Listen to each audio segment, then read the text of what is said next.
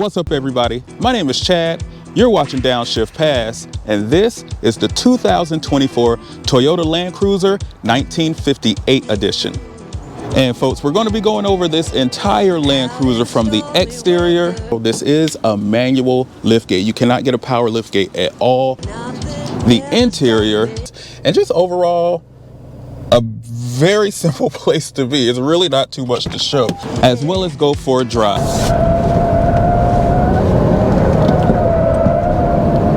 So if that's something that you're interested in, go ahead and hit that subscribe button and continue watching. But without further ado, let's get started. All right, folks, so of course we're going to get started with the styling of the 2024 Toyota Land Cruiser. Now, this 1958 model gets this retro front end, which I absolutely adore. It is different than the mid-trim level Land Cruiser that you get. So with this retro look, of course, you get the circular headlights, different grille, just a whole different front end. Now, this is a full LED unit headlight, turn signal, daytime running light, as well as the headlight and bright light. And I love that it has Land Cruiser written out there if you can see it. Just a small little detail that I appreciate. Of course, in the center of the grille, you have Toyota boldly spelled out here, and right behind there is actually active shutters to assist with gas mileage on this hybrid vehicle. LED fog lights, and then you have some curtains here to assist with the gas mileage as well. So again, overall, the front end I actually really enjoy. And right under there, you'll see my particular tester does have a skid plate. So if you're buying this car to off-road, you can get that from the factory. Now, as we swing around to the side profile here, this is when you see, although it's smaller than the previous Land Cruiser, this is considered the Prado. It is still a pretty good size. Now let's take a look at these wheels here. They are gray in color, and they are exclusive to the 1958 model. Not my favorite, but there you go. The easiest thing to swap out will be those tires. They do come on Geolanders, which is an all-season tire, so not specific to off-roading. And then, of course, you have your rearview mirrors here with a turn signal on it as well. And my particular tester does have this roof rack here with rails on top that are actually adjustable, so you can fit anything that you need to up there.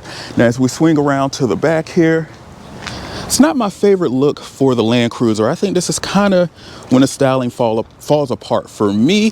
But of course, the turn signal, LED, full brake light, all LED, iForce Max badging, Toyota badging on the back, as well as Land Cruiser spelled out right here.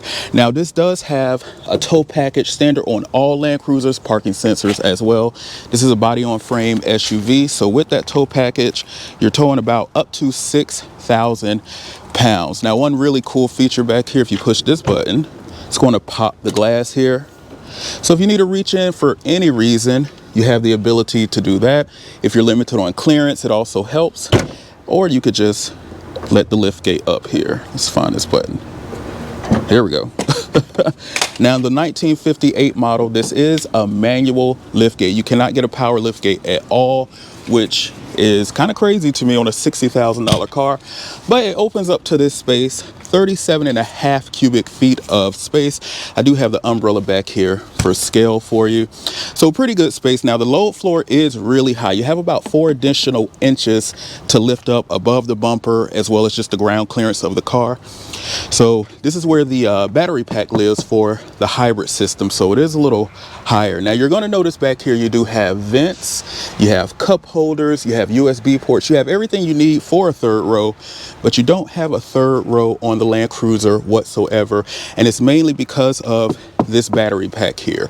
Now, in other markets where they do include, or where they include a regular engine, they don't have the battery pack back here, so they have more space for that third row seat. But if you want to use this car to sleep in, if you want to lay the seats flat, do anything like that, then you do have chargers and vents and everything to make it a little bit more comfortable. All right, now speaking of manual things on this car, this hood, folks, on the 1958 model specifically, is held up by a prop rod. So give me a second here. Once you get that prop rod up, this is what you are greeted with. This is a 2.4 liter 4-cylinder turbocharged engine that is assisted by an electric motor and, of course, hybrid system. So that's what those orange cords are. Now, the electric motor produces 48 horsepower.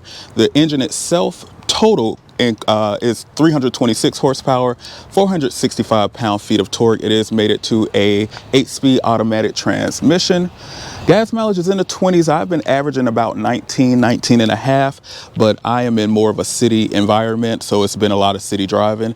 But yeah, 4-cylinder engine, and the way that it sounds, not my favorite, but we'll talk about that a little bit more in the drive. But let's step into the interior. All right, folks, now to get into the Land Cruiser, of course you do have keyless start, so lock, unlock, and that's pretty much it. Again, nothing for the tailgate. It does have a remote start on it as well, but if you did want to walk up to the car and lock it, you could just put your hand on the handle here.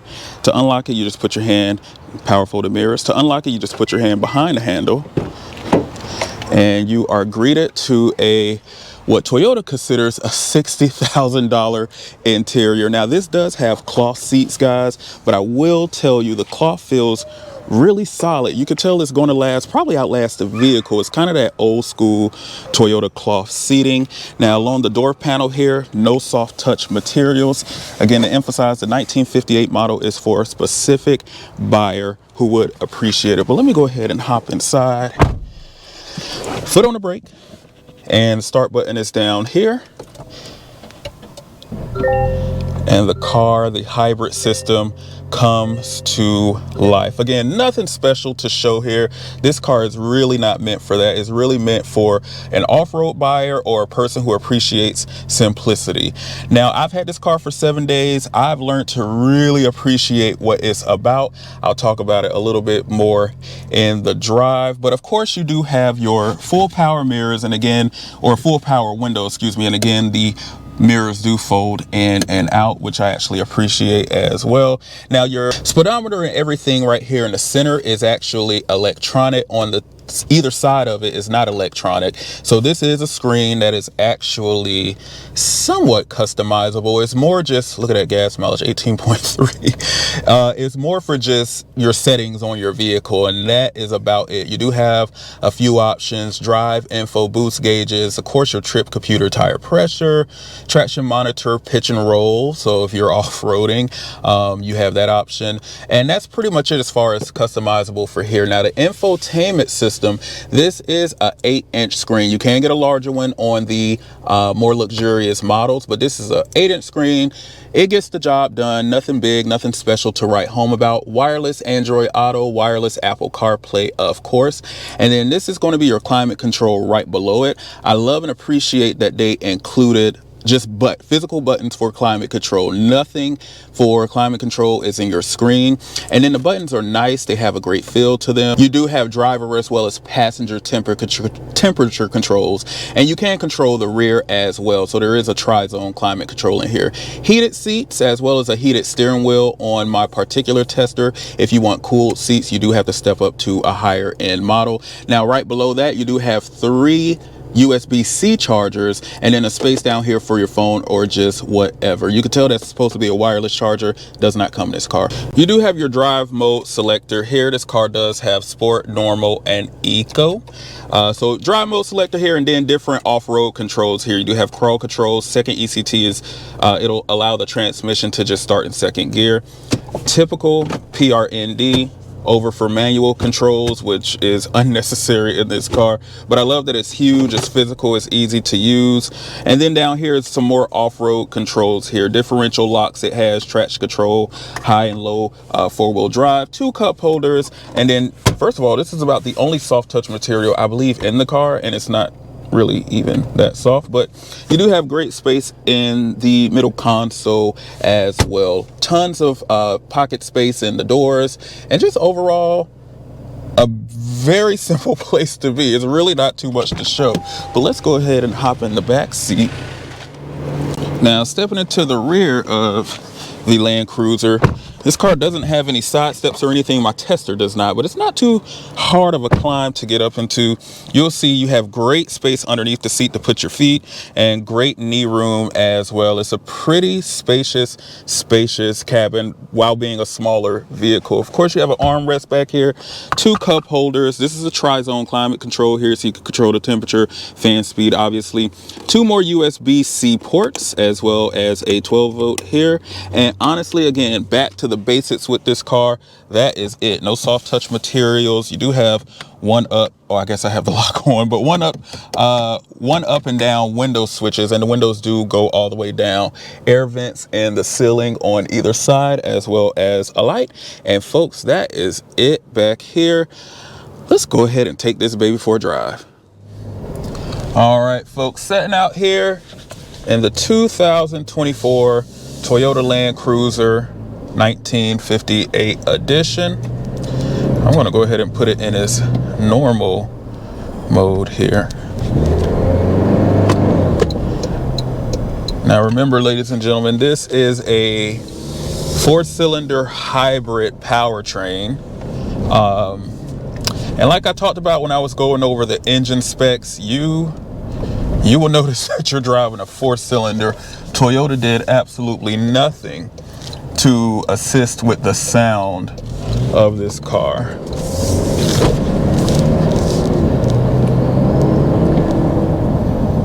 You can hear the turbo spool up pretty often though, so I do really love that.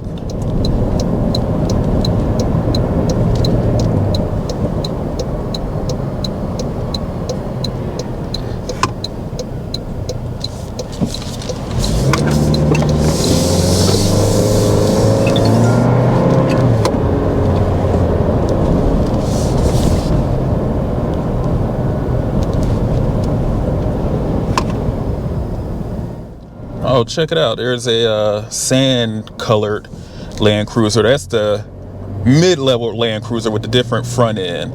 Pretty nice to see one out here. Now I'm going to get up to this stop sign. We're going to run a little 0 to 60 really quickly here. Again, 2.4 liter, 4-cylinder turbocharged, 326 horsepower, 465 pound-feet of torque. You know what? Let's brake torque it for fun. So foot all the way on the brake and the gas, release.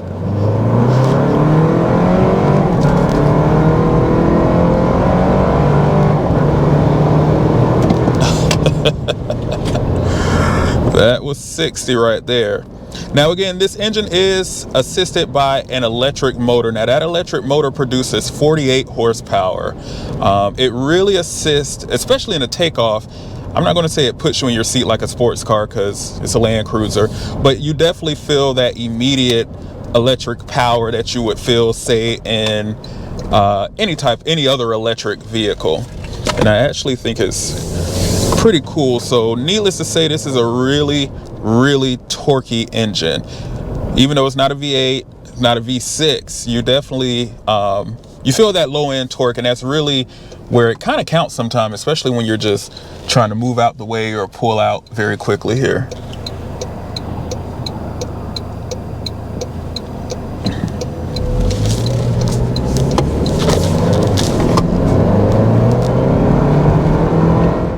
Talk about gas mileage as well, because you know the thinking is with a turbocharged engine, a smaller displacement, 4 cylinders, that it'll be much better gas mileage than V8 counterparts especially, but I've been averaging, right now it's saying 18.3. I will say obviously the car has been idling when I'm recording, and I obviously drive a little bit more aggressively when I'm trying to show off the power and everything. So right now the gas mileage is lower than it has been, but I've been getting about 19.5 miles per gallon, which at the end of the day, for the coarseness sounding of this engine here,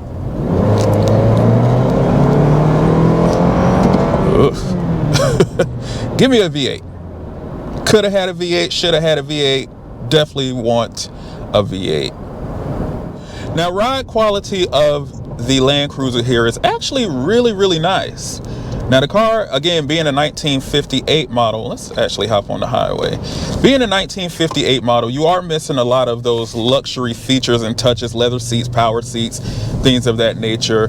But the car is so charming in its drive, and obviously the way it looks, in my opinion, that it kind of just makes up for it. If you compare this to something like a Wrangler or a Bronco, it's absolutely no comparison. Now this is in a different price category, of course.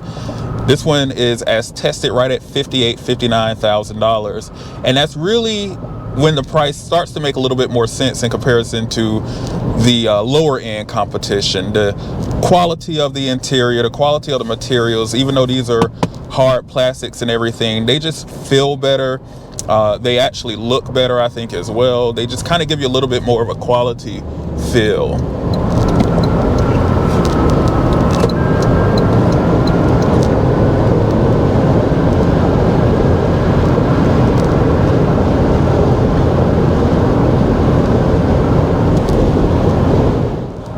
Now, seat comfort is really good. The seat holds you in nicely for the type of vehicle that it is. They are heated in this as well. So although they are these cloth seats, they are heated, and I actually appreciate they included that.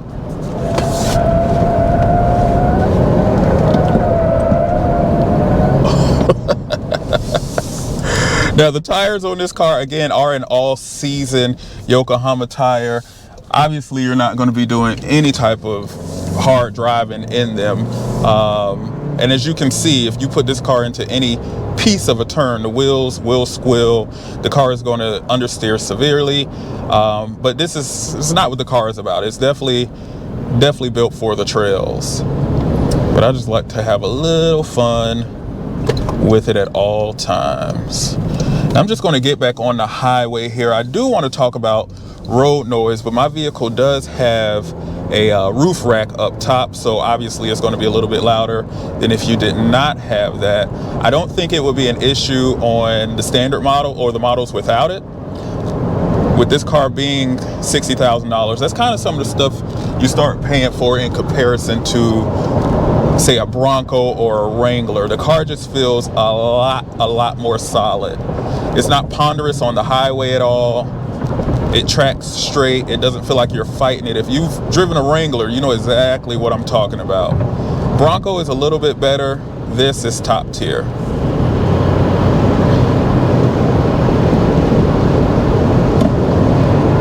That's foot to the floor here.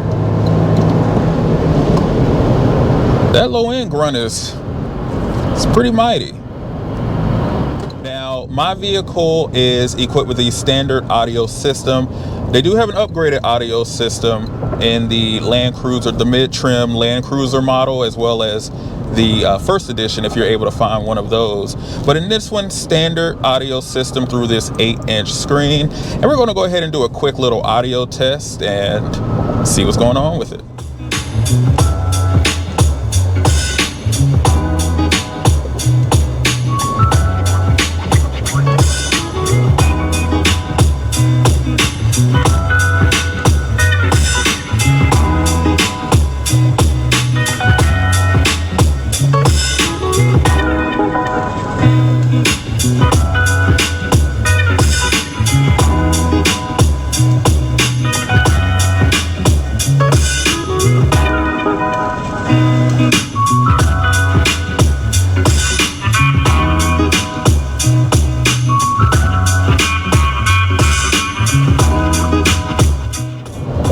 And that is the standard audio system in the Toyota Land Cruiser 1958 edition.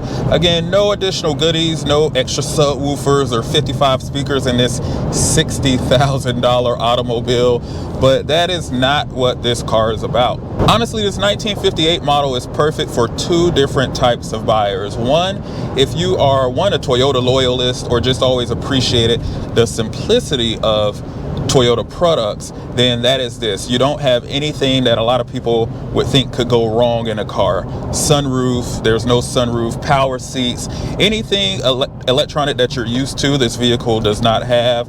So nothing to go wrong basically with the car. And I think that's actually attractive to a lot of people who purchase Toyotas, especially secondhand Toyotas. Look, the tires are squealing right there. I'm not even the second buyer is going to be those overland buyers, people who want the perfect automobile that they can build the perfect off-road machine on, but recognize that you still have to get to the off-road area, because on-road this car is really great. I actually fell in love with it surprisingly. So on-road, A1. off-road, I'm sure it'll be even better. You have pretty much a blank canvas to do whatever you want to it with the way that they built the 1958 model. Now, if you made it this far in the video, I absolutely appreciate it. Go ahead and hit that subscribe button if you found any of this information useful, or simply just to help the channel out get more cool content like this. And I'll see you in the next one. Thanks. Bye-bye.